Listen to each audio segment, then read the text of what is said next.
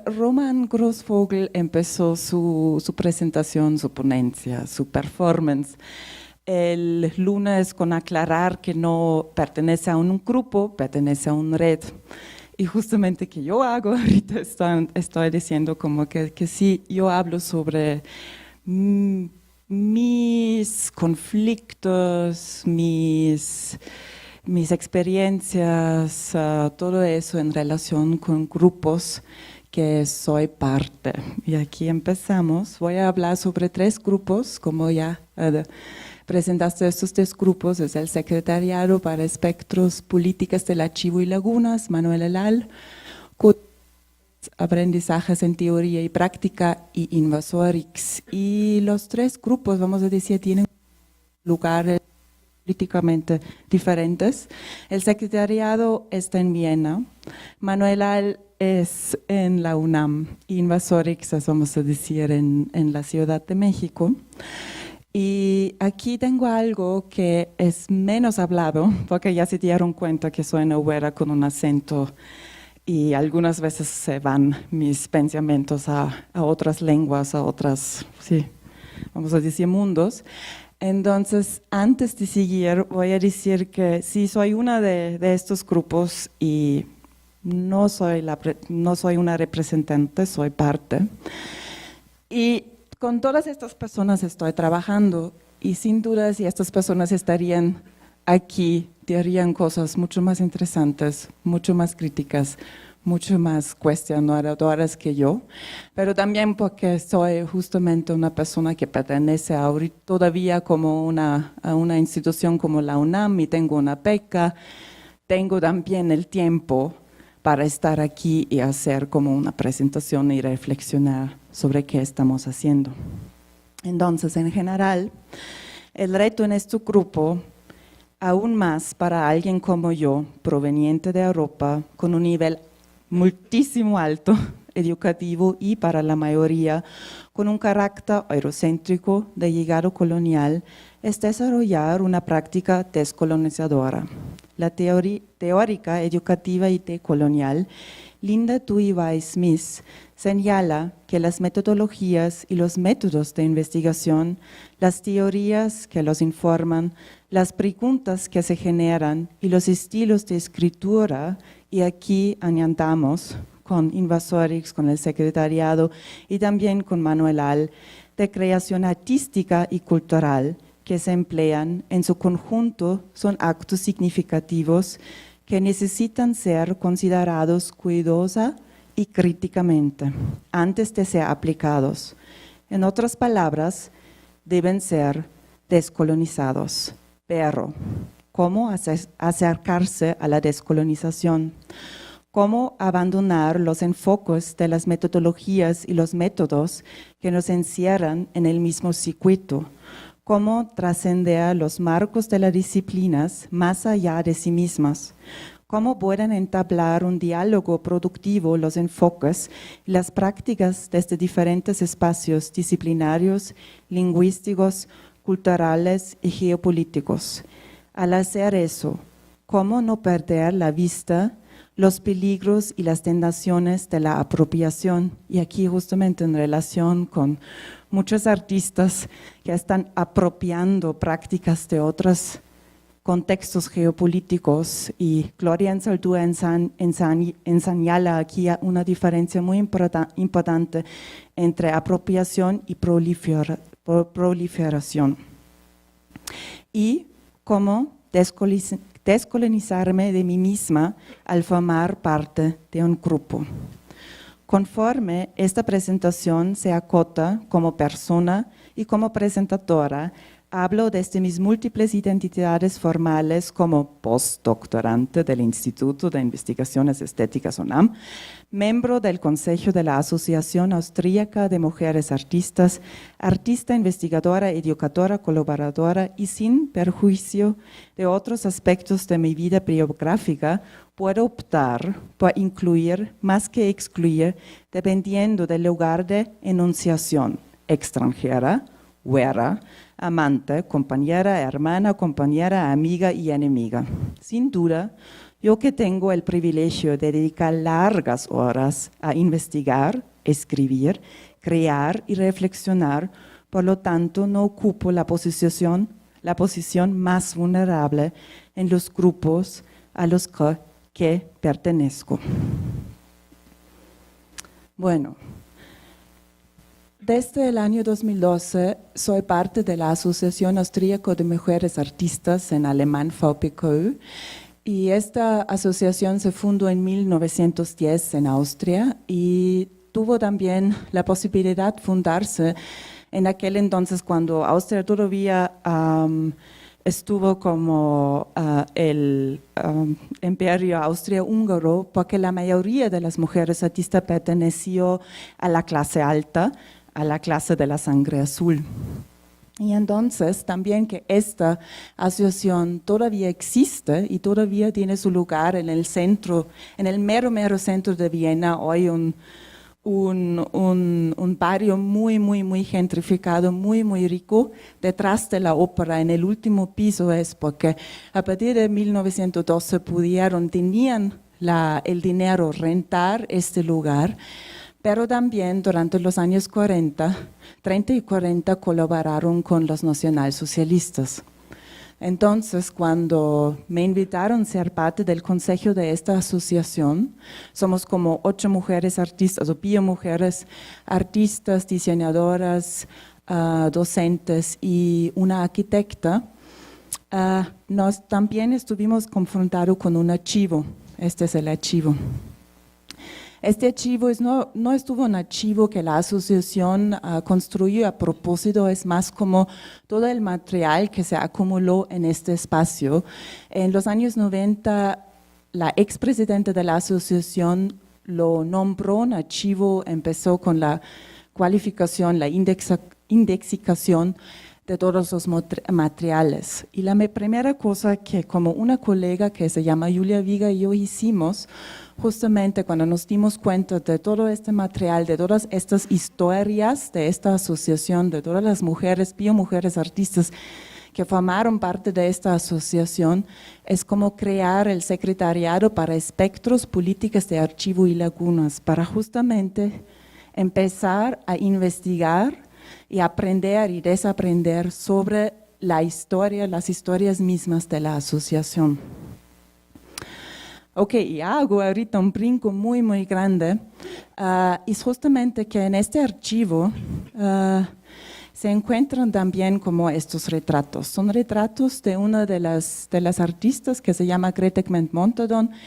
Ella fue la presidenta durante el nacionalsocialismo hasta los años 1968. También aquí vemos muchas continuidades, que hizo estos retratos en un viaje. Y aquí empieza algo muy complejo, y es justamente que la colonialidad, el colonialismo, no es algo que en Austria es presente, porque oficialmente Austria nunca tuvo una colonia. Vamos a decir Maximiliano y Carlota es otra cosa. Pero oficialmente nunca tuvo una colonia, entonces no es algo que se discute, no es algo que es presente como en el discurso general de Austria. Entonces aquí es como algo que los nazis usaron en su propaganda, es justamente la imagen de los indiana. Indiana es la palabra equivocada sobre los americanos nativos en Estados Unidos. Y los nacionalsocialistas usaron esta imagen para mostrar, y estoy simplificando mucho ahorita, es como para mostrar que hay un lineaje entre los alemanes, los austríacos, los arias y los indianos, porque los indianos también luchan hasta su fin, entre muchas otras cosas. Entonces aquí, en 1966, Grete Kment-Montadon, la artista, con su amiga, la socióloga Yvonne Kellner, hicieron un viaje en Estados Unidos para ir a visitar los américos latinos, los indianos, y regresaron a Austria, hicieron en Viena, en un banco, una exhibición sobre estos retratos, y también hicieron como postales detrás con informaciones sobre estos Américas Latinas. Obviamente se pueden imaginar, sin mostrar ahorita las traducciones de estas cosas, que otra vez estamos entrando en algo de mitificación, de construir mitos, todo eso. ¿Qué hacemos Julia y yo ahora? Es justamente investigando eso y vamos a presentar como en junio una conferencia performática en relación con estos retratos. Ok, ahora hago un brinco como al otro grupo que es justamente Manuela. Y Manuela se ubica en la UNAM. Entonces, yo empecé como impartir clases en la UNAM junto con Rian Lozano en 2012, si me acuerdo bien. Entonces, del inicio, Rian y yo estuvimos como pensando, facilitando, produciendo, impartiendo las clases en conjunto, pero obviamente Rian Lozano hoy en día es investigadora del instituto, en aquel entonces trabajó para el PUEG, para el programa de estudios de género, también es doctora, también viene de España, yo otra güera con un doctorado en educación, somos gente de privilegios, entonces empezamos como a hacer estos seminarios con un enfoque de cultura visual y género. Y hace un año empezamos a hacer este seminario en el campus expandido en el MUAC. Y justamente como ven aquí, nuestro enfoque en este seminario estuvo como las estrategias descolonizadoras en el uso de metodologías, investigaciones y prácticas artísticas.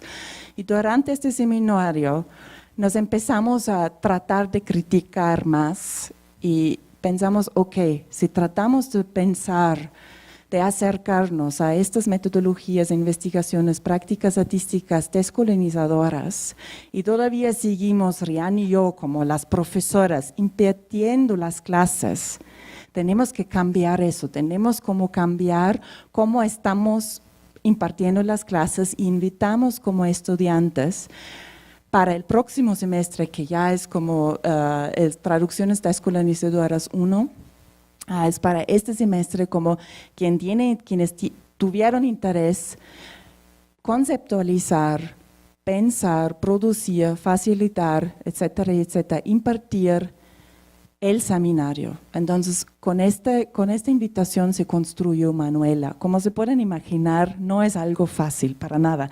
Es el doble, triple esfuerzo hacerlo porque te ves cada semana, estás como compartiendo ideas, hasta cuando entras en algo común, qué es el tema, etcétera, etcétera. Pero desde ya como hace un año estamos impartiendo justamente con Manuela este seminario y aquí como se pueden ver algunas fotos del último semestre y la cosa que se trata aquí es justamente que es como que hay muchos conocimientos, saberes diferentes y no depende del estatus que tienes en una institución como la UNAM o no depende del título que tienes, es justamente cómo podemos encontrar algo en común y cómo podemos desaprender y aprender en conjunto. Es algo como que justamente, y ahorita voy a decir algo, la réplica es algo como que es como otro acto performativo que se usa mucho en el ámbito de la academia.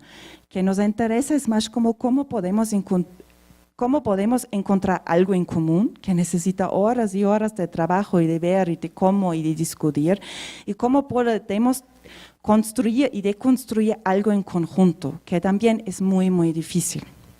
Es como, bueno, y hago ahorita otro brinco.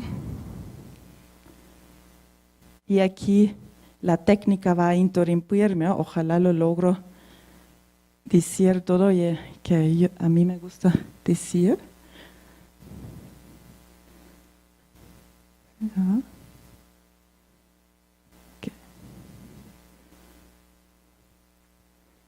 No se mueve, ¿no?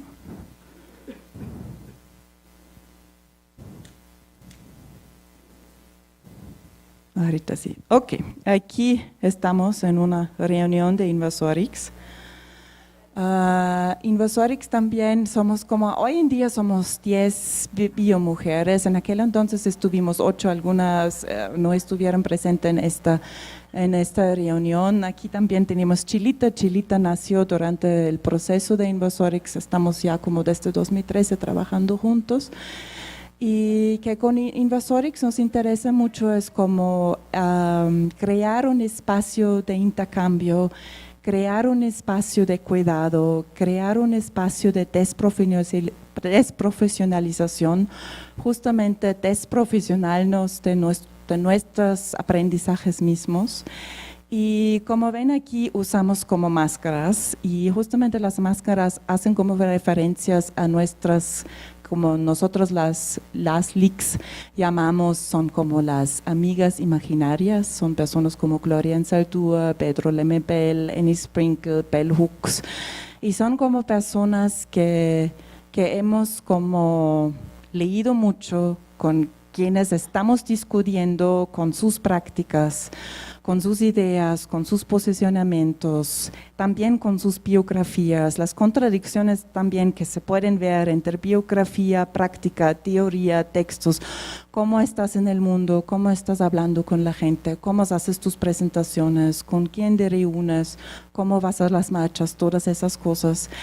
Y como justamente como no podemos estar con estas amigas en un espacio, estamos como pensando porque una amistad también te permite como otras cosas en la relación, en cómo vas a leer a María Sabina y cómo vas a reaccionar a Silvia Frederici si fuera tu amiga. Y que estamos haciendo es como que nos vemos cada semana por horas y horas, por la mayoría del tiempo los viernes, y estamos como escribiendo rolas, estamos impartiendo talleres, estamos impartiendo seminarios. Hicimos que ven aquí como un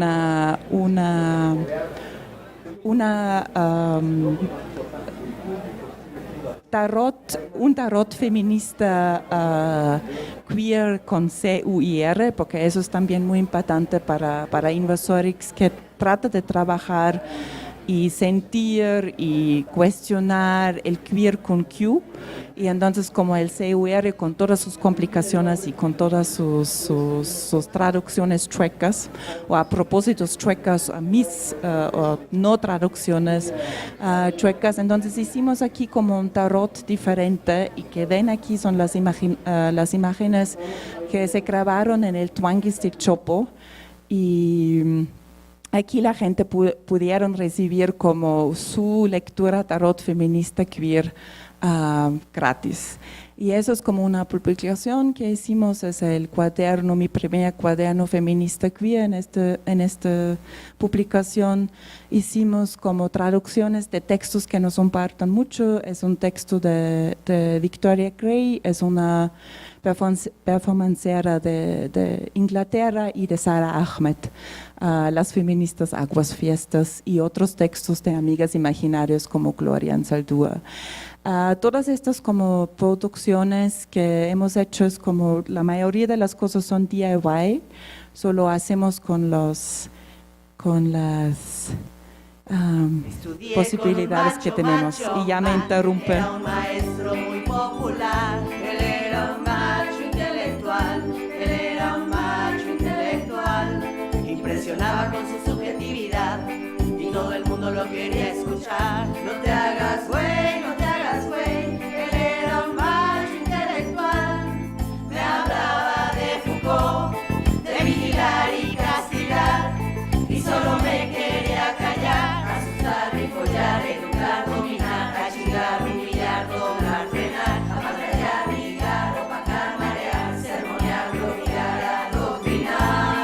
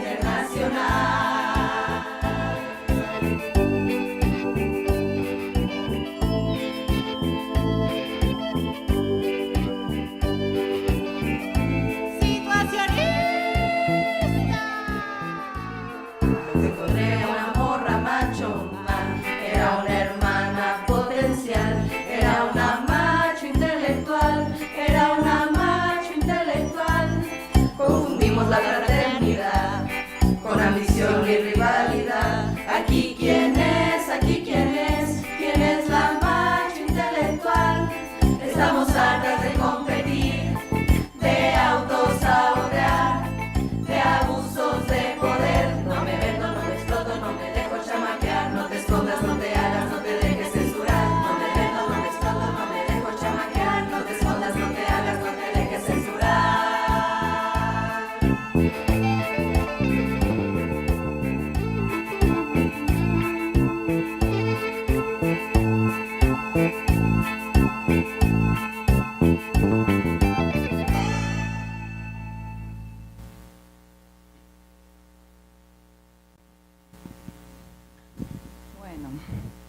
Con el secretariado Manuel Al y Invasorix me interesa encontrarme en el junto puesto de la tensión y la vulnerabilidad entre la teoría y la práctica, la intención y el resultado, tanto entre las diferentes disciplinas como entre las personas en grupos. Estos grupos no se entienden como una suma de individualidades, sino como una manera de pensar, investigar, crear, construir, producir, sentir, reflexionar, trabajar y aprender juntos, en niveles altos de horizontalidad y de búsqueda de consenso, sin duda con un chingo de conflictos. Los procesos de pensamiento, investigación y creación van mucho más allá de lo individual, aunque en un contexto sea artístico y o académico, en el que los mecanismos de reconocimiento o la economía de la atención están tan personalizados. El prestigio, los renditos económicos, las autorías, entre otros.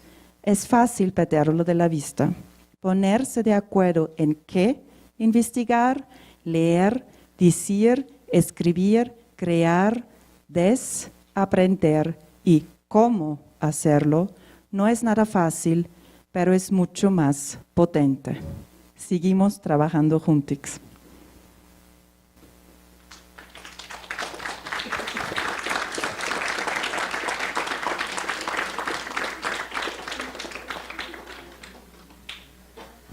Yo tomé la decisión de hacer una presentación mucho más corta, porque yo pienso que es mucho más enriquecedora si hay como algunas ideas, algunas prácticas, algunas teorías que se vieron aquí y que entramos en un diálogo, que hay más como de intercambio de preguntas, de cuestionamientos, de quejas sobre lo que estuve diciendo. Gracias.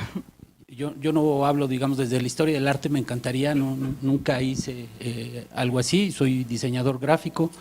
Me gusta mucho escribir, ojalá escribiera literatura, pero escribo, reflexiono, hago ensayos y lo que les voy a presentar no proviene justamente, aunque es creo que una tarea que tenemos pendiente y que hemos tratado también de construir aquí desde la universidad y en los colectivos en los que trabajamos, como es el caso de La Guillotina, hablar desde el activismo, hablar desde cómo la gráfica, la performatividad, el body painting, etcétera, se manifiesta desde los movimientos sociales, desde los movimientos más recientes, esa pequeña historiografía que creo que todavía falta escribir. Hay muy escaso material sobre lo que se ha hecho, por ejemplo, sobre la gráfica al interior del movimiento gay, que también es un proyecto que Juan Ramón tiene por aquí, o la gráfica de los últimos movimientos. Tenemos muy poco y hay tanto que creo que es fundamental reflexionar y ver qué es lo que está pasando ahí, qué es lo que está emergiendo ahí, ¿no? El movimiento del Yo Soy 132, por ejemplo, o el movimiento del año pasado, a finales del 2014, por los desaparecidos normalistas de Ayotzinapa, ¿no? Creo que ahí hay un arsenal de ejemplos que nos hablan justamente desde la emancipación, desde el arte como, desde la emancipación desde el arte, o desde el arte como un mecanismo de emancipación, como lo queramos ver. Yo me voy a situar un poco desde lo que justamente comentaba, digamos, aludiendo a aquello que ha caracterizado el mainstream del arte, que es el arte del que nos hablaba justamente Yesid, porque creo que allí adentro, en el arte que se ubica en los espacios más legitimados, hay elementos de emancipación que habría que reconocer, que tendríamos que reconocer. Yo voy a presentarles el trabajo de dos artistas que pues, son renombrados a nivel internacional y renombrados y ultranombrados, pero también poco conocidos al mismo tiempo. Dos artistas, uno de ellos pintor, Daniel Lezama, y otro de ellos cineasta, que es algo que me atrae mucho en todo el devenir del cine hasta el streaming como lenguaje, no como medio de tecnología. Que es un cineasta que se llama Carlos Reigadas. Creo que ahí hay claves interesantes que rastreo no desde el discurso descolonial, que me parece que es una plataforma bien interesante para establecer diálogos, sino desde el pensamiento que establece alguien que estoy leyendo, en realidad no lo he leído en todo su conjunto porque es una obra vasta, la del filósofo Jacques Rancière, pero creo que nos puede ofrecer pistas interesantes, porque él habla que la emancipación no ocurre solo en el terreno de la temática, sino ocurre en el terreno discursivo, entendiendo lo discursivo como esa imbricación entre forma y contenido, muy compleja y muy interesante de abordar, como lo hace el diseño, lo trata de hacer al hablar del cartel, la relación entre el texto y la imagen, que creo que es un campo súper interesante y que creo que nos ofrece sobre todo una visión distinta de la estética. No soy estudiador del arte, pero me gusta reflexionar sobre esas estéticas nuevas, digamos, qué sería pensar en la estética del siglo XXI, y por ahí, pensando en que la estética kantiana del siglo XIX, pum, pelas, ya no, o sea, está ahí, pero pues ya no la queremos, y tampoco la estética de las vanguardias del siglo XX, basada en la idea de lo sublime, ¿no? Como perfectamente lo criticó aquí Yesid, tampoco ya no es suficiente para explicar lo que está pasando en el siglo XXI, y todos estos ejemplos que vimos creo que son contundentes respecto a esos otros elementos que nos hacen poder entender qué sería la estética. Les voy a leer el texto que preparé para esta ocasión, siempre como, bueno, en este caso este coloquio pretende también pues llegar al papel, ¿no? y convertirse en una reflexión editorial que se vaya construyendo. Pues yo de una vez dije, me lo escribo y va, ya no pierdo mi tiempo después, o más bien tengo tiempo para simplemente para presentar este trabajo. Entonces, bueno, va así. La configuración de la estética como disciplina no data de más de 2 centurías, de modo que podemos reconocerla como un campo emergente de saber humanístico. Sin embargo, sus orígenes se remontan a un campo mucho más amplio de estudio, la aistesis, cuya inscripción en el diverso panorama del pensamiento clásico griego la ubicaba en el estudio de las facultades sensoriales del alma humana. Con la modernidad filosófica del siglo XIX, la estética restringe en sentido estricto este campo de la sensorialidad al ámbito del placer estético, ligado a la belleza y en todo caso a lo sublime. Este proceso de constricción, de reducción del sensorium, que es un concepto que plantea Jacques Rancière, justamente no la sensibilidad, no la sensorialidad en términos más reducidos, sino el sensorium, al campo de lo bello, significó una suerte de colonización de la aiestesis por parte de la estética. Esto lo dice Walter Mignolo, no es muy claro cómo lo plantea él. Al quedar subordinado el placer sensible a los ideales culturales de belleza de cada época o de cada lugar. Por supuesto, la estética, al dirigirse hacia lo bello, enfoca sus estudios a las obras de arte, encontrando en ellas un campo más o menos ensanchado en la medida que se comprende lo artístico a partir de divisiones y particiones espaciales o temporales. Los que estudian la estética del siglo XVIII validaron lo artístico a partir de la época clásica griega, desechando las expresiones plásticas de culturas precedentes, mientras las escuelas que prosiguieron estas construcciones orgánicas basadas en el nacimiento, desarrollo, declive de las manifestaciones artísticas, ampliaron la cualidad artística hasta la época de las cavernas, traceando una línea ascendente y evolutiva del arte hasta nuestros días. Es decir, si los primeros estetas dijeron el arte solo empezó con los griegos, los que le siguieron dijeron no, empezó desde las cavernas, pero todo su estudio es lineal. Es decir, es progresivo, orgánicamente va de menos a más, de peor a mejor, hasta llegar al barroco, que sería la etapa de la decadencia del arte, ¿no? Esta línea de continuidad evolucionista, digamos, progresista. Esta partición temporal, periodizadora y evolucionista dio cuenta de las artes en la modernidad y al mismo tiempo impuso jerarquías y valoraciones no solo en esta medida divisoria ligada al tiempo, sino también en relación al espacio, reconociendo a la alta cultura y a la creación artística solo en los lugares legitimados, por supuesto, del arte europeo. Rancière, un crítico de la estética que polemiza sobre sus vínculos estrechos con la política, considera este proceso de inclusiones y exclusiones como un reparto de lo sensible, que implica un reparto de los saberes y discursos, creando una lógica validada de distribución discursiva y un ordenamiento de estos, por supuesto, como critica Foucault, en categorías, en conceptos y en experiencias. El reparto sensible provoca que palabras, formas, movimientos y ritmos sean percibidos y pensados como arte. Este reparto es un régimen de percepción que se constituye a la vez que se transforma al recibir imágenes, objetos y representaciones, incluidas las que son opuestas a la idea de creación artística, como aquella que se gestó en el siglo XIX.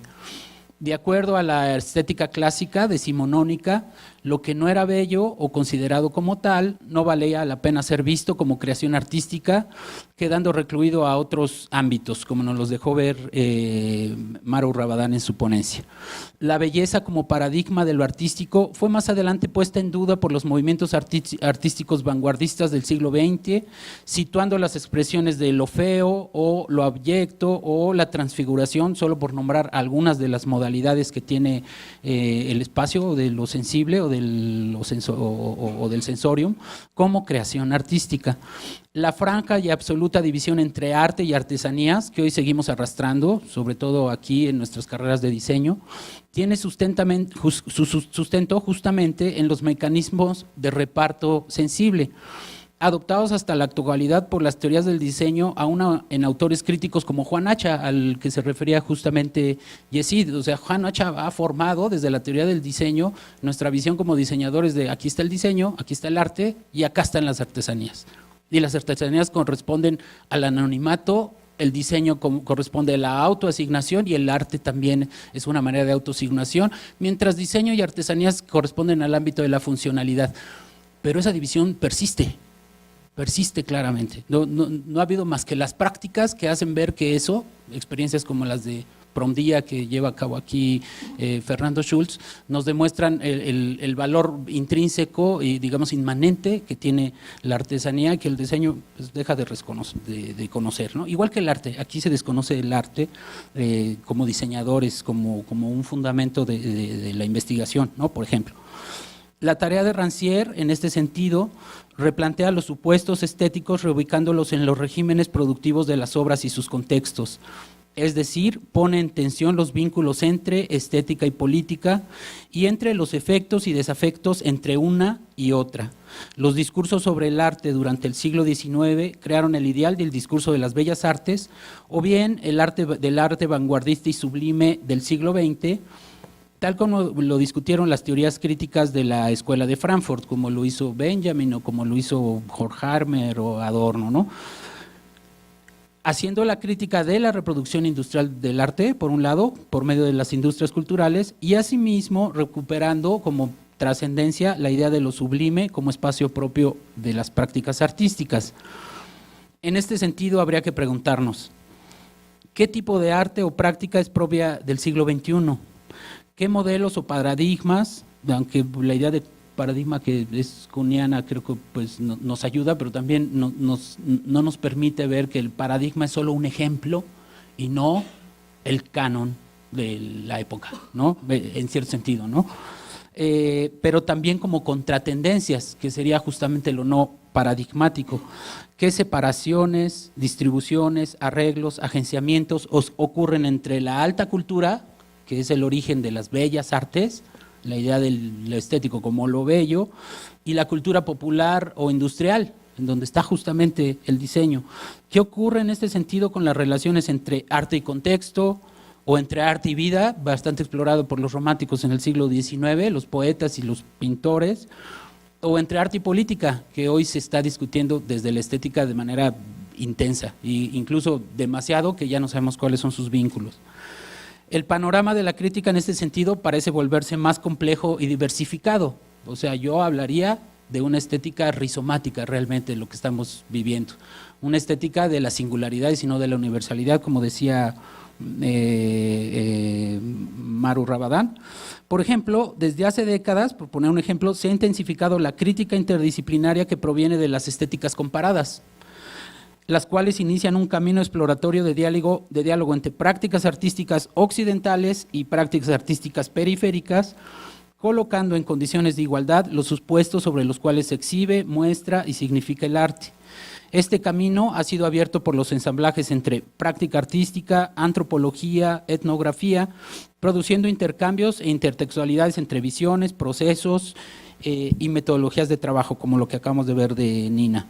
Las cartografías de las prácticas estéticas, emprendidas en buena medida desde las periferias globales, han permitido poner en tensión los conceptos y mitos ordenados desde Occidente hacia el Oriente, hacia África y Latinoamérica, generando así nuevos debates en torno al carácter universal del arte y de la experiencia estética, así como las posibilidades de entablar diálogos efectivos y en condiciones de similitud y reconocimiento que tradicionalmente habían sido olvidadas.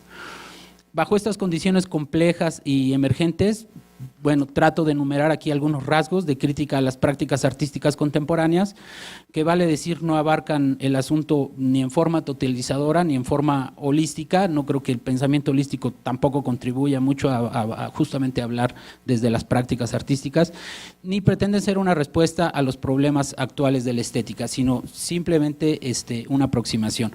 Estos rasgos serían: el dilema de si las artes valen por sí mismas o son emancipatorias, que revive el debate del vínculo político entre arte y vida, entre sensorium y política, auspiciado en el deseo inmanente de libertad creativa sostenida sobre todo con los posmodernos en el siglo XX.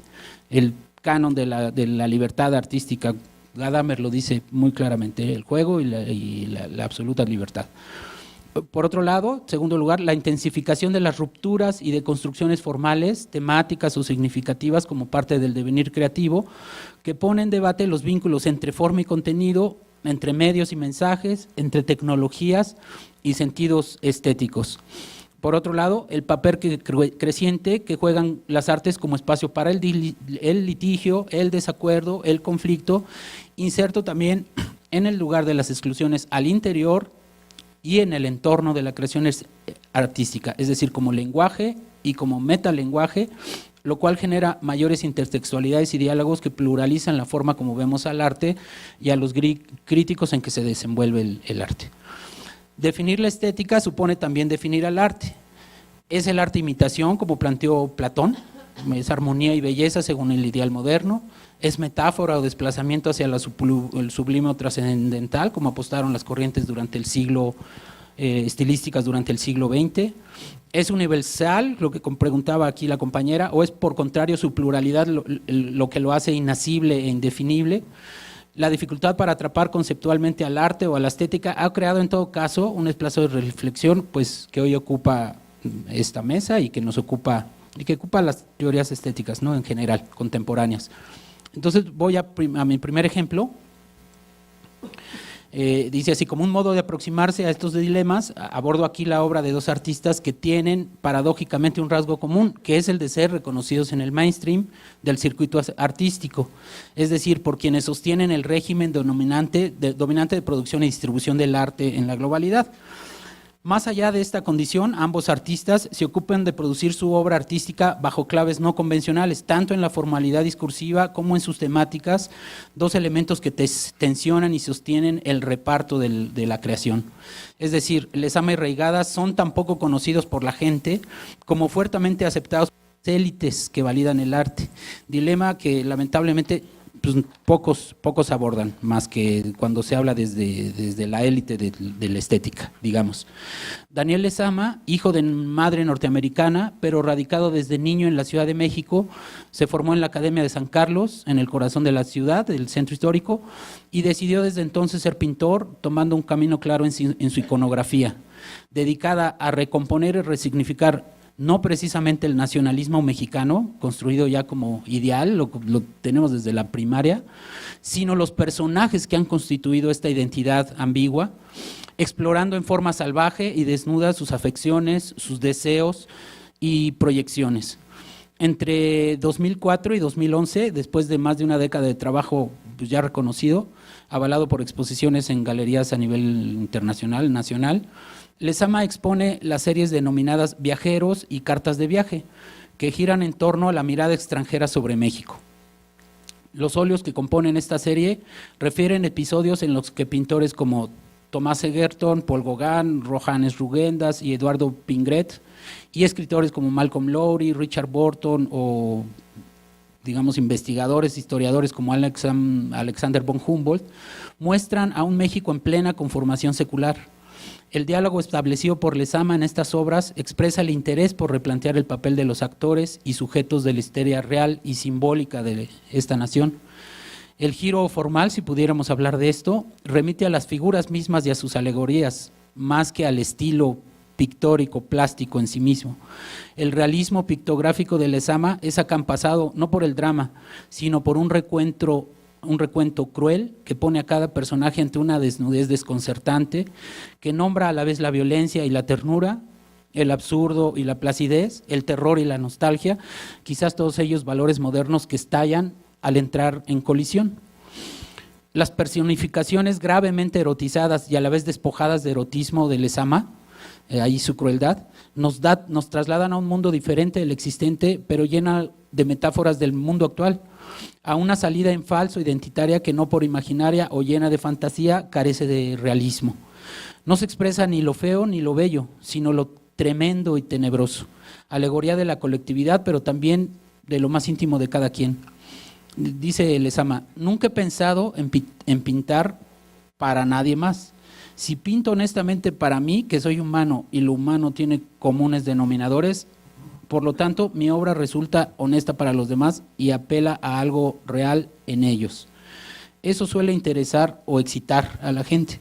En esto consiste, creo, mi única posible conexión con un público. El viaje como motivo en su obra representa al encuentro con lo otro, lo empático y lo terrible de ese encuentro, expresado mediante la deconstrucción de la cultura popular mexicana y de sus símbolos sagrados. Este tipo de iconoclastía, había que llamarla así, es decir, el derrumbamiento de las figuras sagradas, propone una recomposición del proceso histórico de conformación de esta nación, que inicia con un acto de seducción y luego un acto de conquista. La estética cultural de México se ha conformado al calor de influencias tan pesadas como la de Humboldt, que permitió el reconocimiento de las geografías y las idiosincrasias nacionales y que reavivó el interés norteamericano por adueñarse de nuestros territorios, por cierto. Lezama evoca este episodio en Carta Humboldt, que aquí vemos, mostrando los cuerpos caídos de la mujer y el hombre nativos, su vulnerabilidad a expensas de la ocupación desde transfronteras.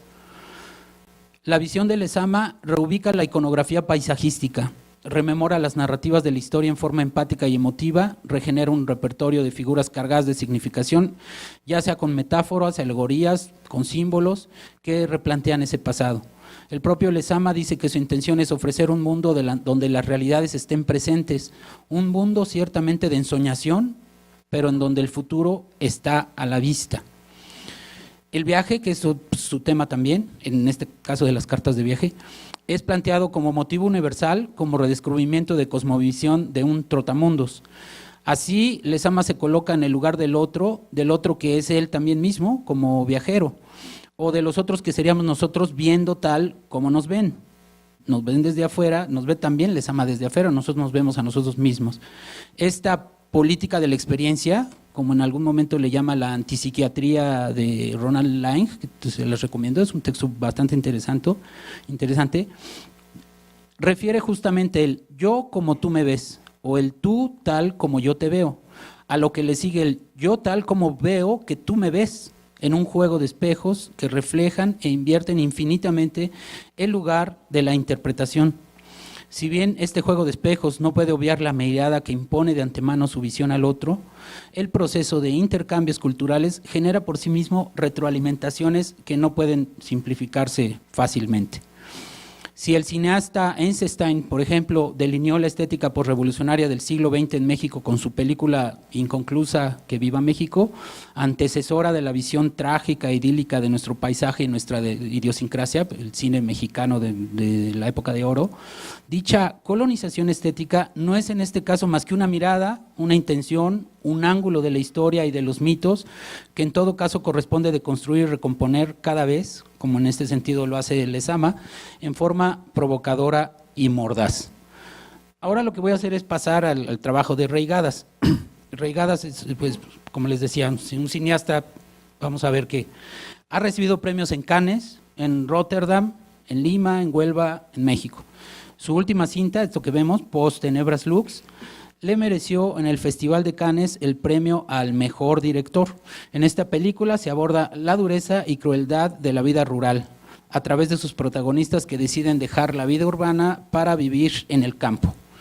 El día de la exhibición de su película, de esta película en Cannes, Reigadas se ganó el desprecio de una parte de los periodistas y críticas también, quienes lo retaron ante el desconcierto provocado por sus imágenes a exponer que cuál era el argumento de su película. Para el cine el argumento, o sea, habría que decir que el argumento para el cine pues es la clave de toda obra, es la clave de la base histórica, digamos, de toda obra.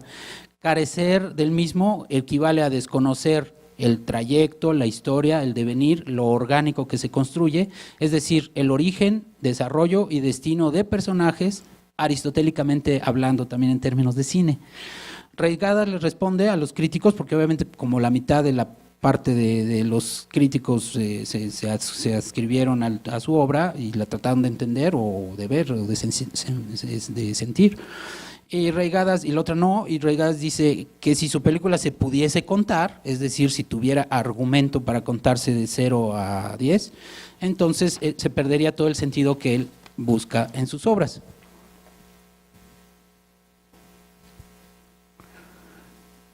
Este asunto no es irrelevante. Reigadas es un iconoclasta porque no se propone contar historias, sino relatar, quizás como a la manera de Tarkovsky o del cine poético, la intensidad de la vida misma, los dilemas que supone vivir en las condiciones que a cada quien le toca vivir. Si el cine no estuviera hecho de rupturas y discontinuidades, pues no habrían aparecido voces como el neorrealismo italiano, por nombrar, ¿no?, la nueva ola francesa, o el cine independiente norteamericano, o el free cinema inglés, etcétera. Todos ellos dispuestos a dislocar el tratamiento de la vida cotidiana, por lo general orientado al desarrollo holístico y completo del sujeto protagonista. Por el contrario, este tipo de cine autoral y las escuelas emergentes, yo diría, han empujado al medio cinematográfico hacia el arte, buscando mediante nuevas metáforas y elaboraciones, las explicaciones que una inocua e insistente visión de la realidad pues impide dejarnos ver. Reigadas además emplea un mecanismo de ruptura muy poco utilizado por otros cineastas, que es el de emplear actores sin experiencia profesional, tal como lo hace en sus películas Japón o en Batalla en el Cielo, o en Luz Silenciosa. El ojo avisor de Reigadas extrae emociones de sus actores registrados por las cámaras mediante planos fijos, es decir, deja que el azar y la sorpresa ocurran sin que los actores mismos sepan que ello ocurre. Esto no quiere decir que Reigadas ponga al actor ahí enfrente y a ver qué pasa. Él tiene sus propias estrategias de relación y de planificación con el, digamos, actor, no actor profesional, para detonar las cosas que vienen a ocurrir después.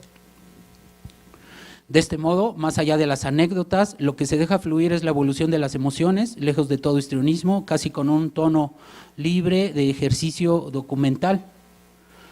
Aunque Reigadas sostiene que no le interesan los aspectos formales, sino la emotividad por sí misma, el recurso de dejar la cámara grabando sin que el actor lo tenga en cuenta representa un experimento técnico y de montaje sumamente relevante y significativo, es decir, una ruptura formal que podríamos rastrear en el cine de la nueva ola francesa, Reigadas recrea la vida mediante una especie de realismo de los intersticios, de los excedentes o los efectos de las acciones, en el caso de los protagonistas, siempre despojados del artificio de la experiencia teatral o histriónica.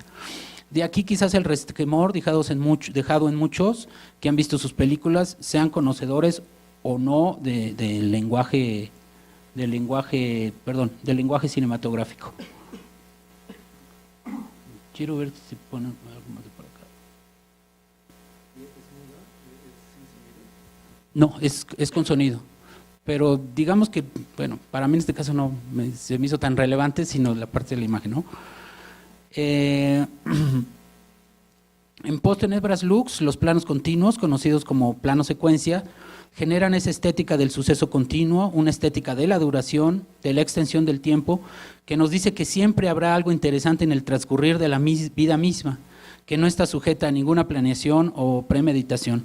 Si eso actúa en contra de las tendencias dominantes, por ejemplo el cine de Hollywood, seguramente esto no le interesa arraigada, pero a la luz de las estrategias del cine comercial, Surrete se acerca a las tesis de Hal Foster sobre el retorno de lo real y de los postulados realistas del cine de André Bazin, por ejemplo, poniendo en cuestión indirectamente los artificios altamente sofisticados del propio cine hollywoodense. Habrá que recordar de alguna manera que André Bazin le responde a Eisenstein. Eisenstein construye el montaje y construye las oposiciones, el choque patético y las fuerzas que se encuentran entre lo bello, lo feo, lo blanco, lo oscuro, fuerzas formales y fuerzas reales, temáticas, y que ahí hay que encontrar la contradicción dialéctica del mundo. Bazin dice, la contradicción dialéctica del mundo está en el interior de los planos, no necesitamos hacerlos chocar, ahí mismo están estos elementos intensificados y contradictorios de cómo se vive, bueno, es la respuesta de Bazin, ¿no? Cómo se vive este mundo. Una ruptura formal más que acusa arraigadas es el uso del desenfoque permanente en el contorno de la imagen. La invitación a un realismo extremo se vincula en este sentido con el carácter óptico de la mirada humana, foveal, es decir, la visión panorámica que nos hace ver en forma definida el centro de nuestra mirada, mientras que los extremos de dicha visión tienden a extenderse y a perder definición. O sea, en conclusión, Reigadas es un iconoclasta en ese sentido, y yo creo que esa es una de las claves de la estética contemporánea, ¿no? ¿Qué podemos concluir? A la luz de estas obras artísticas nos interesa dejar aquí algunas preguntas por desarrollar. ¿Podríamos reconocer como rasgos distintivos del arte el espacio abierto de la libertad creativa y la voluntad de juego en el sentido más amplio del término? ¿Podríamos entender la estética como el territorio del pensar sobre las prácticas artísticas al mismo tiempo que el espacio de las experiencias y percepciones asociadas a estas prácticas? ¿Cómo perfilar definiciones que no sean restrictivas y excluyentes de aquellas prácticas de arte que surgen y emergen incluso ahí donde no son solicitadas? En el caso del cine, quizás nos da una pista el filósofo Alain Badiou, que nos ofrece una respuesta cuando habla de este lenguaje del cine no como un territorio comunicativo, sino como el espacio posible de la relación entre las cosas del mundo.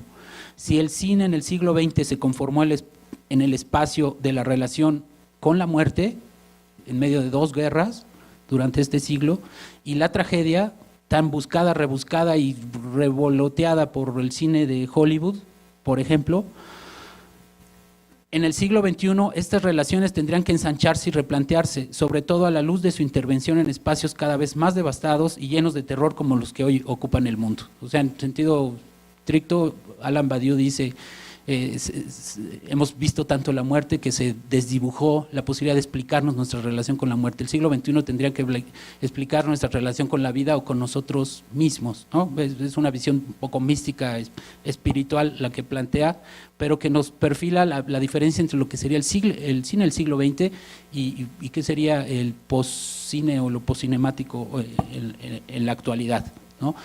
En relación con la guerra, pero no, y en relación con la muerte, pero en relación con su contrario, ¿no? El problema de la relación estética y política reside en que el arte ya no funciona solo para agradar al ojo. Eso lo que esto que Marcel Duchamp decía, el arte retiniano, tenemos que ser agradados constantemente, sino que existe para profundizar el modo en que pensamos. La expansión de la experiencia estética producida por las artes emergentes desde las vanguardias del siglo XX es su capacidad para potenciar el pensamiento y para de alguna manera recomponer el mundo. Sería el reto. En esta postura, Rancière incluso es provocador y radical, pues sostiene que las revoluciones sociales son hijas de las revoluciones estéticas de la modernidad. Es decir, casi nos está volteando el panorama y diciendo, no, lo estético no es lo aleatorio, estaría inserto en lo ético totalmente, y la modernidad está construida por la manera como vemos el mundo, no solo la manera como se muestra, se configura y se perfila. Es una tesis provocadora desde mi punto de vista emancipadora. Muchas gracias. Bueno, yo voy a comenzar hablando desde realmente una situación difícil, porque realmente parezco tener privilegios, parezco venir de este lado de la línea de Frantz Fanon, digamos, de los sistemas de privilegios. Parezco, pero estos parecidos cambian según las geografías donde me encuentro. Yo he vivido en varios países y yo nací en California, yo nací de una familia disidente. Mi padre fue expulsado prácticamente, digamos, de su trabajo en los años 50, era zoólogo en una universidad estatal en los Estados Unidos y fue expulsado por su pertenencia al Partido Comunista. Entonces, yo a los 7 años, digamos, experimenté lo que denominamos en Estados Unidos discriminación económica. Entonces, caigo debajo de la línea de Frantz Fanon, llega a ser un no humano, entonces, dentro de un sistema estadounidense. Entonces, y curiosamente, cruzo la frontera hacia México y encuentro que yo soy humano otra vez. La gente me empieza a mirar, pero no mirar solamente, digamos, cuánto tengo, sino quién soy. Entonces, empiezan a expandir realidades y digamos, y vivo otros niveles de experiencias. Claro, en México, yo soy una gente muy agradecida a México. Yo sí soy una privilegiada y la reconozco. Y he tratado de dar mano a todos, digamos, en muchas formas. Los proyectos que los voy a presentar, se inician, los contactos culturales fuera del mundo occidental, se inician con un proyecto de PACMIC, con culturas populares, en los años 1993, cuando nos dieron un dinero asignado a grupos indígenas. Entonces digo, ¿cómo fue esto?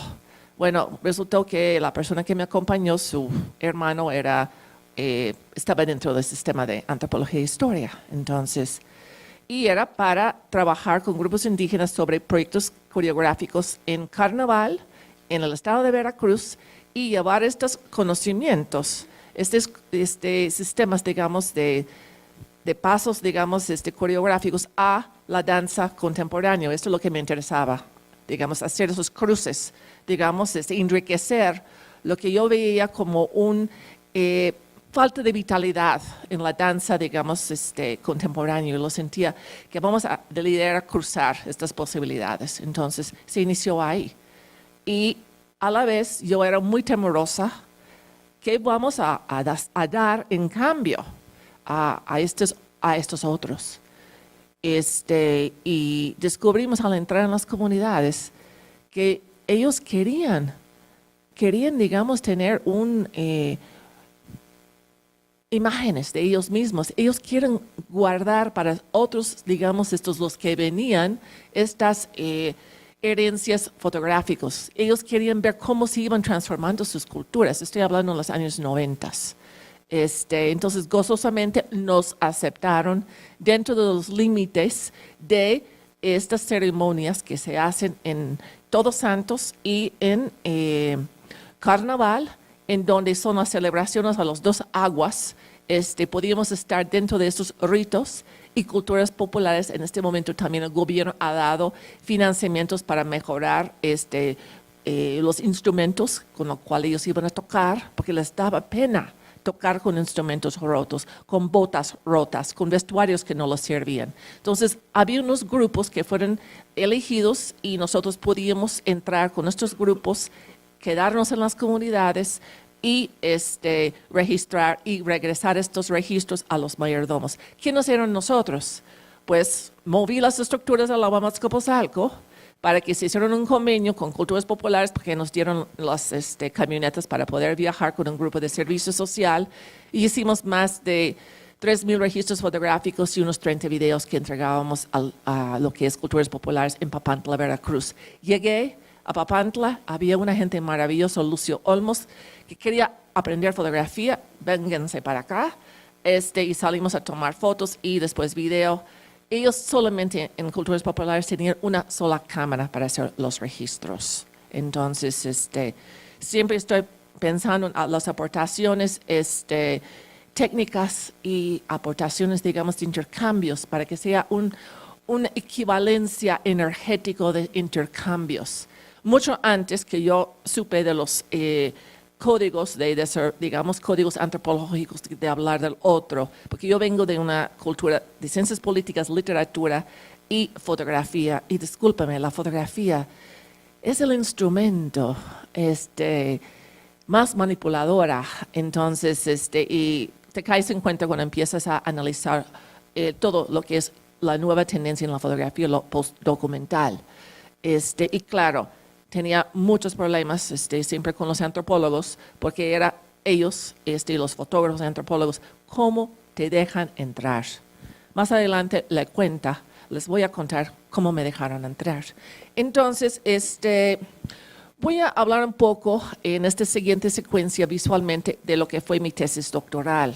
Voy a hablar de los principios metodológicos que desarrollé y que me facilitaron posteriormente trabajar otros proyectos que sin esa metodología y esta estancia en Santiago de Cuba con los médicos tradicionales y la aprobación de las estructuras institucionales de Cuba, no podía ya hoy estar trabajando ya en México realizando proyectos tan delicados como es trabajar zonas de contenciones y la guerra entre México y Estados Unidos en estos tiempos, digamos, de zonas rojas, de no se sabe si regresas, si vas a salir a hacer fotografía en los paisajes, hay siempre esta situación que no sabes si ahorita están ahí los narcos. Entonces es el narcoterror, vives dentro del narcoterror. Entonces hay toda una metodología para, digamos, tener a distancia ese narcoterror para poder realizar el trabajo. Entonces voy a elaborar, digamos, también había preparado, seguimos, no avanzamos, ¿no? Ok, no es esto. Es esta, ok. Mi pregunta hoy, después de terminar la sesión, como soy la persona que cierra, y hacer, digamos, una reflexión, yo digo, ¿cuál es el papel del artista en la transformación, transmutación y metamorfosear los mitos fundacionales de los pueblos?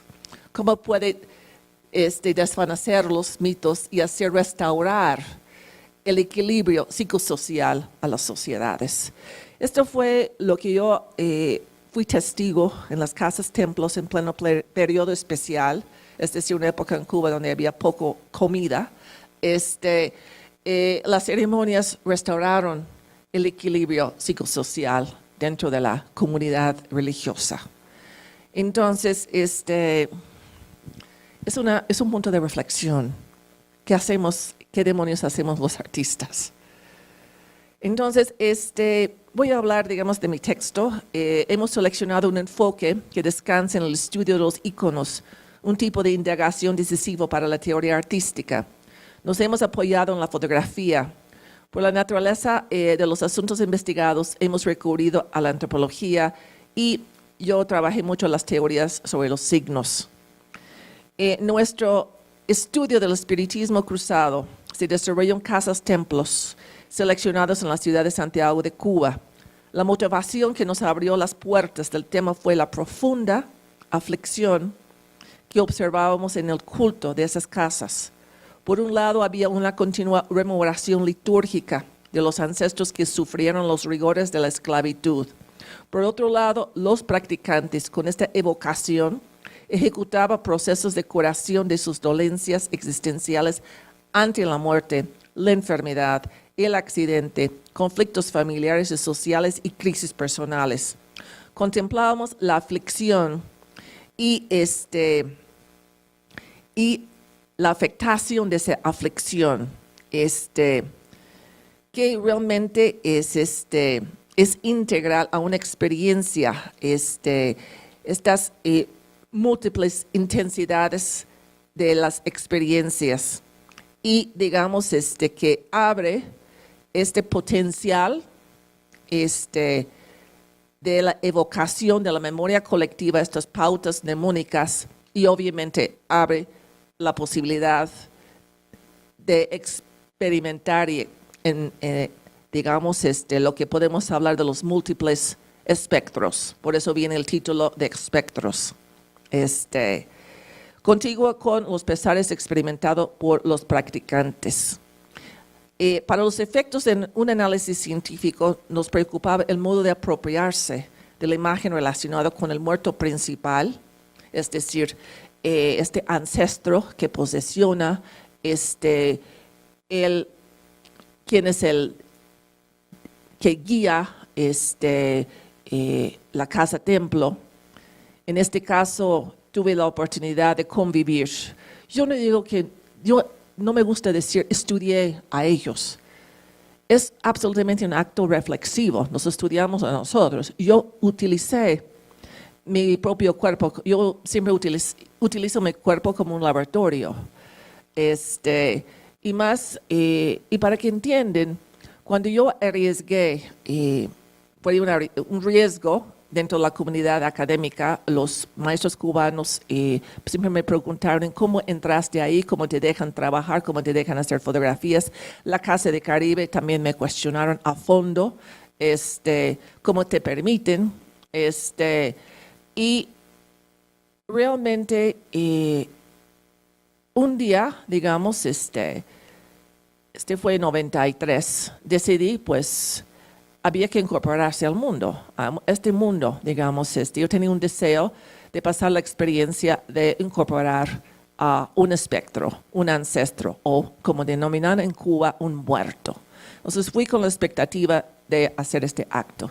Y en mí, recrear y pasar la experiencia de la travesía del Atlántico. Yo no sabía exactamente lo que iba a suceder. Y, digamos, pasé una noche extremadamente doloroso. Lo que sucedió fue solamente con tabaco, con un poco de ron y con la vibración de el tambor. Y pude lograr caer absolutamente en trance, pasar un fenómeno y quedar, digamos, toda la noche poseída hasta el día siguiente. Era muy largo, muy largo y muy doloroso el viaje. Y en algunos de mis archivos está filmado este viaje que se perdió, está ahí en mis archivos y no lo he visto. Eso es interesante, no lo he visto. Entonces, y era, digamos, probar fuerzas, con mostrar que yo podía estar a nivel corpóreo igual, digamos, que los practicantes, digamos, de Santiago de Cuba. Entonces, y era digamos, una forma de ganar confianza, una forma de incorporarme y una forma de probarme a mí misma. Y claro, como artista, como persona interesada en las vivencias extremas, sin incurrir en el faquirismo, sin incurrir a cirugías externas o colgar fierros en el cuerpo. El dolor el dolor externo me petrifica, me causa un miedo extraordinario. Pero el dolor interno era explorar esos mundos dolorosos internos y manifestarlo por medio del cuerpo. Entonces, esto sí me interesaba, esas prácticas. Entonces, para que da un poco de background, no es todo un proceso intelectualizado, ni mucho menos. Para los efectos de un análisis científico nos preocupaba el modo de apropiarse de esta imagen relacionada con el muerto principal de la casa templo y con los espíritus de los antepasados que se asocian a la labor espiritual. Nos interesa para una reflexión iconológica captar visualmente la reconstrucción de una memoria colectiva en este acto de contacto con los antepasados de una diáspora que inició con la esclavitud. La temática de la diáspora ha sido importante para una amplia variedad de autores de los estudios afroamericanos. Miguel Barnett, William Bascom, Roger Bastide, Lidia Cabrera, José Luciano Franco, Paul Gilroy, Jesús Guanche, Argelius León, Fernando Ortiz, Enrique Sosa, George Simpson, Robert Farris Thompson, entre otros. Y ha sido tratado desde una diversidad de ángulos. Quería que ustedes vieran, la bibliografía leído, la variedad de autores, y que en Cuba siempre es un 50% en los doctorales de autores cubanos que tienen que presentar para, digamos, efectos de la tesis doctoral. También entre la motivación y los antecedentes del tema debemos estudiar estudios específicos que se han realizado por la Casa del Caribe en el rescate de tan importantes fenómenos de identidad cultural cubana. Los trabajos de autores como Alexis Alarcón, Joel James, y aquí tenemos presente la hija de Joel James, Vicky, que viene a colaborar con nosotros en nuestro libro Fest, Las coincidencias, no tan coincidencias de la vida. Y José Millet nos fueron estimulantes dado que se centraron en la importancia de la representación de la muerte y los muertos en los cultos afro-cubanos. Asimismo, el Coloquio Internacional sobre la Muerte celebrado anualmente en Santiago de Cuba nos puso ante el intercambio con especialistas cubanos y otras nacionalidades, lo cual nos permitió seleccionar un punto de vista especial para tratar el sentimiento que aflora en la dramatización ritual del espiritismo cruzado. Nuestras investigaciones suponen nuevos retos para la antropología visual, el arte y los estudios descoloniales. Nos hemos dado cuenta que muchas propuestas de investigación sobre la muerte y la aflicción se han conformado al estilo del recetario clásico de la antropología ritual. Esas proposiciones en concepto e imagen tratan la muerte y los muertos como fenómenos donde es necesario ausentar las emociones, de tal modo los asumen como objetos de indagación a través del prisma del observador indiferente. Se puede contrastar esta actitud con la posición que establece el académico antropólogo Renato Rosaldo, quien propone explorar la fuerza emocional del duelo. Según su criterio, la intensidad resistente del estado emotivo actúa como un doble resorte, la carga de la emoción en que se produce una condición de aflicción y las consecuencias multidimensionales de este hondo proceso de experimentación del sufrimiento humano. En nuestra investigación creemos que el dolor humano compartido entre los vivos y la representación de los muertos en la casa templo era una clave explicativa de la iconicidad que se manifestaba en la sede del culto del espiritismo cruzado. Entonces, desde perspectivas de las ciencias del arte, nos hemos asomado a fenómenos que tienen que ver con el dramatismo de acciones inscritas dentro de la cultura tradicional cubana, fenómenos asociados a los símbolos de una escena, la casa de culto, y a un relato mítico, el del muerto principal de la labor espiritual. Se trata de hechos que requieren un especial estudio de su creatividad estética y del tipo de percepción en que están estos asociados. Entonces,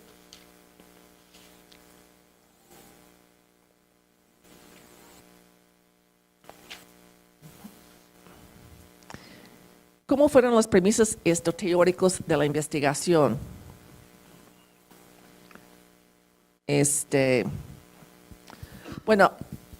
La continuidad social es una continuidad estructural. Las sociedades en sus transformaciones a lo largo del tiempo mantienen elementos consustanciales a la formación.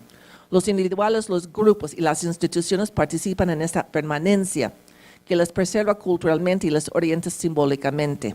Es una condición primero para considerar el espiritismo cruzado como parte de una tradición que ha evolucionado hasta el presente, soportado por la elaboración de una memoria colectiva. Y la memoria colectiva es un fenómeno muy, muy interesante. Es una memoria de grupo, es un flujo de recuerdos, evocaciones, costumbres, hábitos, que ha orientado la socialización de los miembros del grupo, pero que resulta en cuanto tal un flujo, porque no responde a un ordenamiento lineal específico. Más bien se trata de un descubrir de la conciencia producido colectivamente, en el que se representa la simultaneidad del tiempo y el espacio al nivel de la construcción mental. Ante la memoria provee el guión para un escenario, el texto latente que vincula la proyección de los actores sociales, la memoria de una organización, de una articulación, a un sistema de afinidades entre individuos, hace que ese sistema de afinidad surja como una finalidad sin fin latente en el hábitus.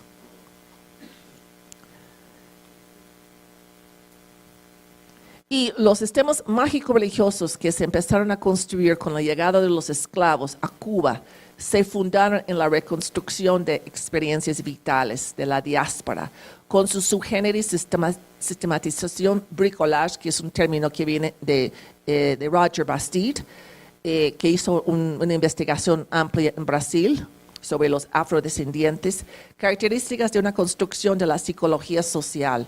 Tuvieron la suficiente ductibilidad en medio del desarraigo del rapto esclavista para convertirse en un resultado sincrético, distinto de aquel de naturaleza étnica africana, como distinto entre sí fueron el africano y sus descendientes, como diferente fue el primero desde el momento mismo de ser arrastrado a los barcos de la trata. Y hay un texto, digamos, de Fernando Ortiz, en que diga: el negro traído a la fuerza como esclavo, por solo entrar en el barco negrero y luego en el barracón, ya no era un típico negro mandinga, guineo o congo, tal como sus connacionales, sino un negro mutilado por el profundo trauma psíquico del violento arranque y un oprimido por la servidumbre que le deformaba, si no le destruía por aplastamiento. Entonces, lo que se crea aquí en esta serie de imágenes es...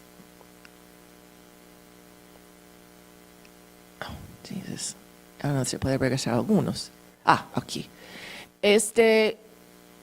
Yo conviví, fui iniciada. Una de mis mejores clases siempre eran con Francisco Reyes Duane, que llegó a ser mi padrino. La experiencia de Santiago fue transformadora. Yo llegué sin conocer el fenómeno, digamos, del espiritismo. Yo había estado trabajando con grupos indígenas, como les expliqué, pero nunca se veía esta intensidad vivencial.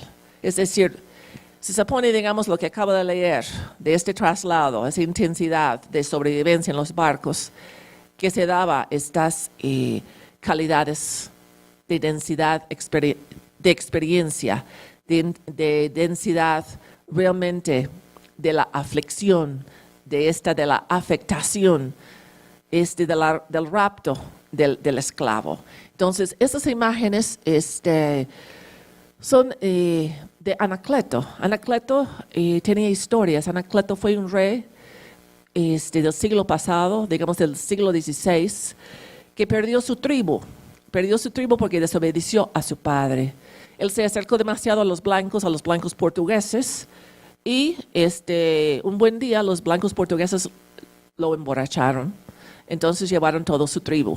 Entonces el día siguiente se levanta, se ve, digamos, desaparecido su tribu, y va con el brujo del pueblo y se transmuta en un sopilote, en una aura, y vuela en barco buscando su tribu perdido.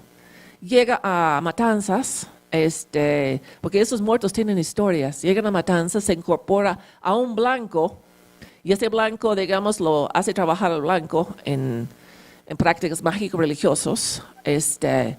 y después muere, y después se incorpora en otro y llega a Santiago de Cuba. Fue un muerto muy difícil para educarlo. El padrino de Francisco Reyes Duane, que fue el primera persona que yo conocí de la práctica mágica religiosa del espiritismo, Mariano de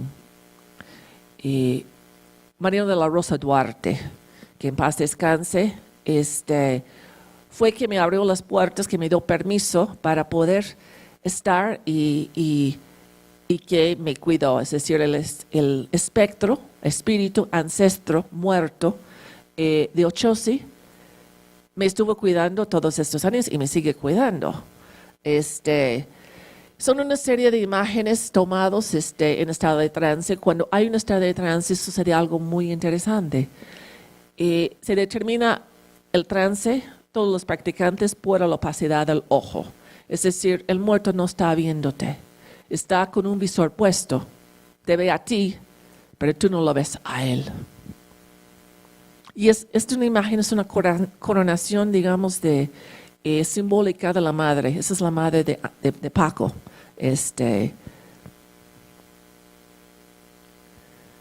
Son ceremonias de Ogún Verdugo, otra vez el visor puesto. Lo interesante de esta imagen es que hay una figuración que aparece, que es una figuración de una forma taíno, y que aparece en el humo. Es una ceremonia que tiene que ver con una limpieza profunda que abre el axis mundi, se abre desde el cielo, tierra y inframundo. Es fin de año, son trabajos de limpiezas en las casas, y limpiezas personales. Pero lo interesante era cómo aparecía este ancestro, digamos el ícono del ancestro taíno, que dicen que el taíno, el grupo aborigen indígena cubano, no está presente. Entonces sí, el espectro se recrea, se reaparece. Uno de los templos también que yo conviví mucho con Juana Planachez, que era una maestra antes de dedicarse a las prácticas mágico-religiosas, y tiene una forma característica de llamar a su muerto, un muerto criollo, cuyo nombre era Palomonte. Es decir, ella incorporaba un muerto masculino. Entonces, ya vea estas líneas, estas cruces de género, esas cruces que se encontraba con frecuencia de la mujer que se incorporaba espíritus, ancestros, espectros masculinos en la práctica. Y Dolores, que trabajaba en la casa templo de Juana, que hacía, digamos, la parte más fuerte, que eran las limpiezas corpóreas de las personas. Y ella trabajaba con un personaje más Francisca. Y eran las caracterizaciones tan maravillosas que yo diría, cada vez que yo iba a una casa templo a esas ceremonias, era ir ver el teatro shakespeariano del Caribe. Y digo, yo siempre me decía a mí misma, son prácticas oscurantistas, son prácticas primitivas. La verdad, se cuestiona todo lo que es, digamos, el racismo institucionalizado, epistemológico de las cuestiones de la colonización. Son una serie, digamos, de trabajos que yo regresaba a México. En esos regresos a México viajaba a las comunidades, seguía con los proyectos. Esto fue una comunidad donde se identificaba que había un cruce de Otomí, Totonaca y Congo, porque había unos efigies, digamos, sus deidades que ellos en carnaval se dedicaba, digamos, al carnaval a estas efigies, eran, digamos, de forma como reliquias congos. Son unos, digamos, son los diablos de Arroyo Florido. Atrás se ve que, digamos, la enmascarada son hombres que bailan en pareja y recrean en este baile de pareja la creación del mundo, porque la pareja en este momento cósmico, hay un permiso cósmico, se abre el Axis Mundi, hay permiso cósmico para que el hombre engendra un niño. Hay nacimientos, es decir, hay todo el juego, un juego lúdico preciosa, en donde hay muñequitos Barbie dolls, muñequitos de Barbie, los muñequitos que se encuentran, los hombres paran a los muñequitos. Entonces hay todo un juego, digamos, para divertir a la gente, digamos que el hombre pare, pero hombre y mujer. Esta imagen, también el enmascaramiento del fenómeno de la bestia, de lo que viene a raptar. Yo siento que yo tomé esta imagen como algo que estos son los 90s. Esas pérdidas, todavía la pérdida de inocencia no sabíamos, la densidad del trato de los niños, entonces, en México. Entonces era como algo que yo sospechaba. Los diablos de la Chiquile, en el año 2000, y cómo se cierran los ojos, digamos, de no dejar, digamos, verse al otro. Te puedo ver a ti, pero hay esta máscara. Y esta máscara podemos discutirla, es muy profundo, esta máscara en México. Y esta la curación en la Casa Templo, con la cual yo trabajé desde los años 90 con un médico tradicional en Tlacotalpan, Veracruz, que me decía al momento que yo entraba a su casa, si tú me traicionas, yo te mato. Y fue muy claro. Y esta fue la última secuencia que apareció en el Museo de la Estampa en 2005, con una colaboración en donde yo ya brinqué, yo ya entré en mucha más intimidad con un concepto artístico, digamos, de leer el cuerpo a través de los reflejos de telas o de sustancias. Entonces hicimos con el grupo del maestro Gerardo Lara, toda una serie de fotografías en donde hay las historias de estas mujeres y de esos hombres escritos por sus cuerpos.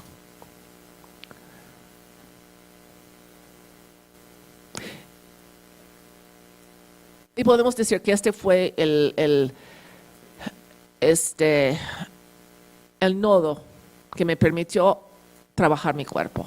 Es decir, estos intercambios, estas enseñanzas, estas metodologías, estas estancias, estos riesgos. El riesgo de perder el miedo frente al otro. El riesgo de contaminarse, quizás, digamos, con el otro.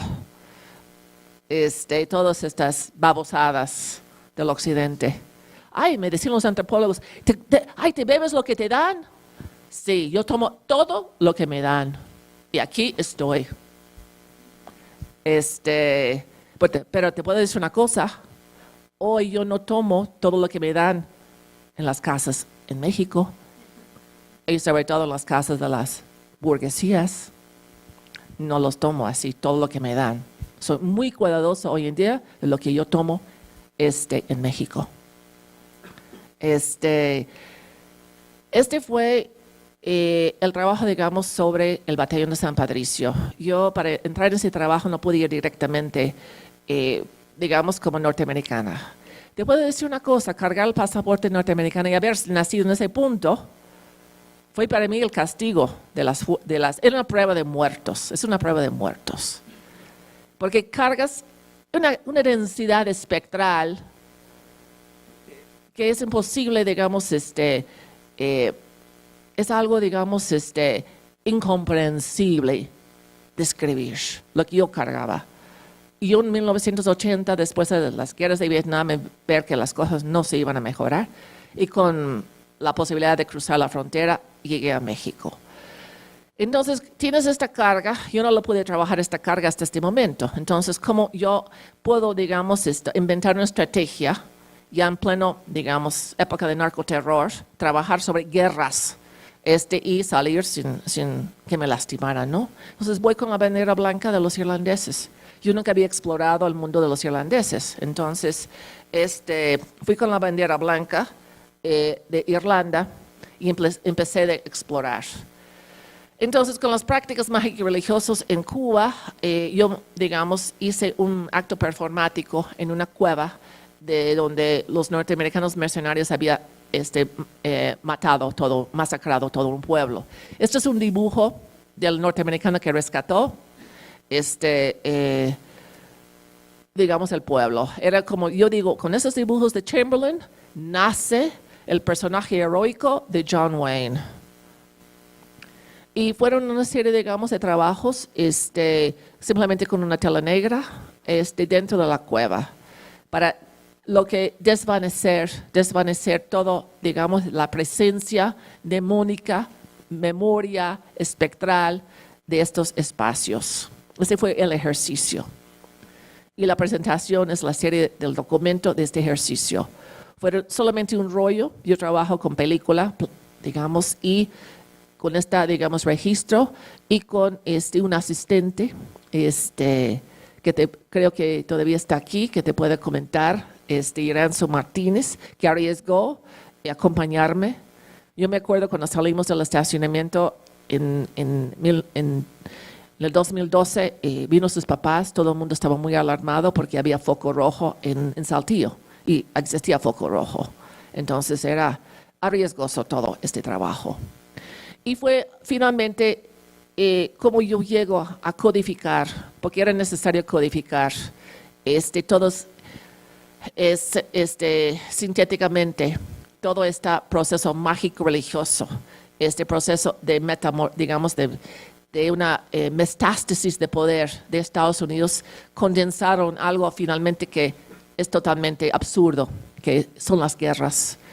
Y sobre un papel, digamos, de regalo, el regalo de la herencia que dejamos como seres humanos a los que vienen, ¿no? Digamos, yo trabajé también en Veracruz porque el ejército norteamericano entró por Monterrey y entró por Puerto de Veracruz. Entró por una playa que hoy en día es Villa del Mar, en donde, bueno, yo trabajé, le vuelvo a decir, los sitios para mí son muy importantes porque es la condensación de esta memoria mnemónica que tú con la fotografía, con esta imagen latente, vas, digamos, esculpiendo en el tiempo. Esa es una policía que colaboró en el trabajo, policía turística de Veracruz. Y viajé varias veces a Irlanda. Y Irlanda, digamos, yo descubrí por qué me pude empatar con México. Irlanda y México son tienen unas historias muy parecidas, digamos, de colonización, de opresión, etc. Y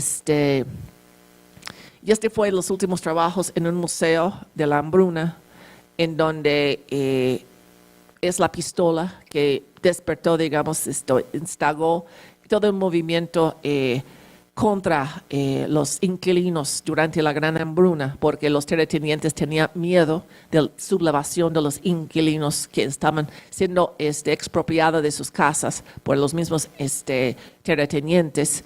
Entonces, y lograron matar un terrateniente, Dennis Mahone, y con eso realmente se inició todo digamos, furia de miedos por ambas partes, de los inquilinos expropiados y de los terratenientes, ¿no? Pero en esto, digamos, en el andar por el museo se encontró el juego británico del imperio, más la pistola con la cual se intentó matar al imperio, sobre, digamos, las paliacates de los migrantes, contextualizarlo en algo contemporáneo, cruz. Y simbólicamente, obviamente, cuando hago el cruz, no es la cruz católica, por supuesto que no. Es el Axis Mundi, bajas todas las fuerzas para cargar con una, realmente un sentido de intencionalidad para afectar, digamos, quien vea, quien presencia la obra. Son imágenes, remember the Álamo, que fue un punto neurálgico en lo que empezó la guerra, las Torres Gemelas. El Álamo era como las Torres Gemelas ahora en nuestro momento histórico. Entonces, que instigó todo el derrumbe, digamos, de lo que fue esta guerra tan injusta y la pérdida y rapto del territorio mexicano. Y finalmente terminé con esta serie en la playa Collado de Veracruz, sin título. Porque regresamos a lo mismo. Digamos, la continuidad de las estructuras sociales, cambian los vestuarios, cambian los que habitan los vestuarios, pero en esencia el ciclo sigue. No hemos sido capaces con toda nuestra inteligencia, tecnología, sabiduría, etcétera, romper y realmente trascender como humanidad, ¿no? Y con esto, digamos, termino. Muchas gracias.